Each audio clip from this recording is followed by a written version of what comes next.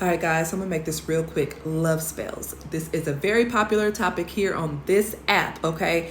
And I do want to say this video is not to judge anyone's choices or how they choose to live their life, how they choose to practice their spirituality. This is just my personal opinion as a practicing high priestess and someone who dabbles in magic, however, not love spells, okay? So if you don't know what a love spell is, just go look it up. I'm not going to spend a lot of time on that, but it's basically a spell to energetically manipulate someone to fall in love with you, to break up with someone, to be with you, to come back to you after a breakup. People perform these love spells in a number of different ways, and I'm not going to go into detail on that. Some of them are very gross. I'm sure if you search the app, you can find out, okay? So with said love spells, to be quite honest, they tend to work. But the thing about most love spells is you have to keep going back. You have to keep doing it. Either if you're going to a practitioner, you have to go back and pay them again, or you have to keep doing that spell or that energy manipulation throughout the relationship. So every time there is an argument, a breakup, that usually means that the love spell has worn off if you know that you've done one, and you have to do the spell again, or you got to go pay somebody to do it again. Let me reiterate, I have never done a love spell on anyone, and my clients know that is not something that I do, baby, because I just don't vibe with that, okay? But as a high priestess, I do have to learn a lot about different types of spells and castings because I have to know the light and the shadow, okay? Some of the thoughts on love spells is that, okay, well, it's not really bad because you can't control who you love. So if they love me and I do a love spell, it's not going to really hurt. I'm just making them see that they love me and they come back. Listen, how many of us have loved somebody but don't want nothing to do with them? How many times do we have love for people but we don't want to be romantically involved with them? We don't want to be their friend anymore. We don't want to hang out with them all the time. Think about our own relatives. Let's just start there. But even on a romantic sense, I still love some of my exes, my ex-husband, but I don't want to be with them. That chapter's closed. So, I kind of debunked that theory a little bit, but hey, to each his own, okay? Some misconceptions about love spells is that, oh, well, I can just break up with them. If I don't want them no more, I can just break up with them or do a breakup spell for myself and they'll be gone. Or they can just break up with me and I won't do another love spell. Listen, once that energy is put out, baby, it has to find somewhere to stick, okay? So it's really one of those things, especially if you have continuously done love spells on someone, where it's going to take a lot to undo that energy. And 9 times out of 10, it does not end well, okay? Some of the side effects of love spells, especially when you are casting them to make somebody stay with you, never leave you, come back to you, especially if you know deep down this person is not for you or it's not the right time, y'all journeys are not aligning. Some of the side effects include them being extra annoying, very possessive, very, very insecure, which some of you all may like that, okay?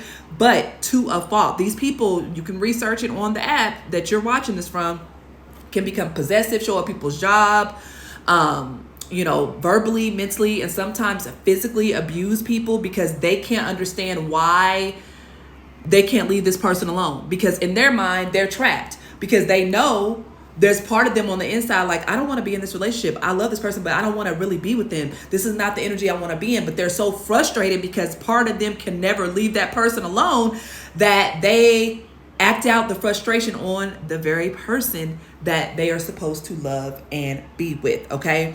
And let's just look at the flip side. Their good traits can be magnified as well. So if they're loving and caring, they're going to be overly emotional, loving, caring, probably love bomb you a lot. But just remember, those negative traits that they have, those shadows that 9 times out of 10 they probably kept hidden anyway, they're going to be magnified as well. And 9 times out of 10, people that cast these love spells are doing it from a place of ego and control, not from unconditional love, because true unconditional love is freedom. When you truly unconditionally love someone, you send them love and light. If they're meant to be with you, they're going to be with you, okay? If they're not meant to be with you, then they'll be on their merry way. As soon as you start to play God or goddess, however you resonate, and start to manipulate energies, baby, just know that that's coming from a place of ego. So you're adding so much ego and fear-based energy into the spell that you're casting, or you're paying someone to cast, that's the very energy that's going to be magnified in the spell.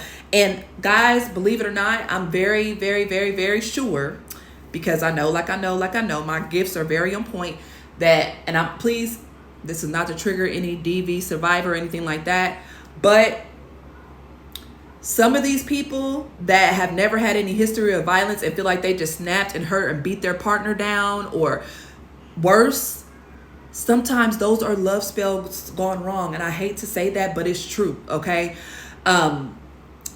And like I said, I'm not excusing violence or any violent behavior at all, okay? Because every DV situation or any abuse situation is not the product of a love spell. However, some of them are.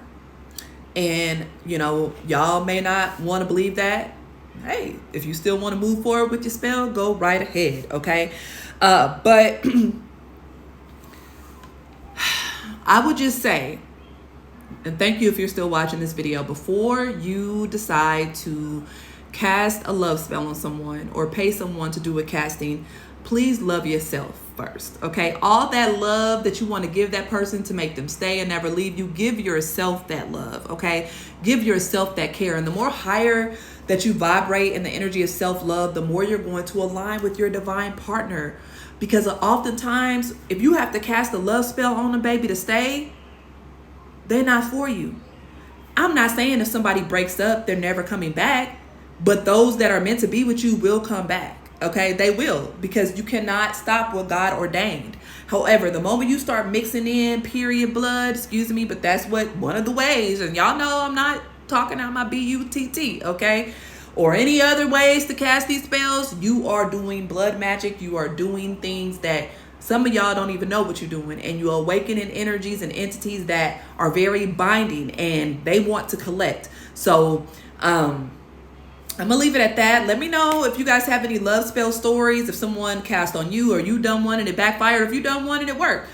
For now, okay? Would love to hear more. Thank you so much for sitting through this video. Again, you know, no judgment here. Everybody has free will. I'm just giving you my opinion as a priestess. Take care. Love y'all. Peace.